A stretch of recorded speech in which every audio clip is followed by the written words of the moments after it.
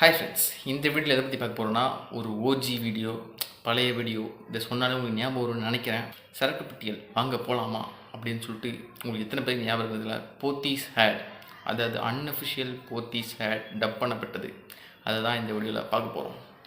வீடியோக்குள்ளே போவோம். Okay people, attention please. அக்கா கல்யாணத்துக்கு எந்த சரக்கு வாங்கலாம்? அதான் இப்ப டிஸ்கஷன். முதல்ல கல்யாண பொண்ணு. எனக்கு பட்டச்சாராயம். சாராயம். ஆப்வியஸ்லி. அத்தை உங்களுக்கு?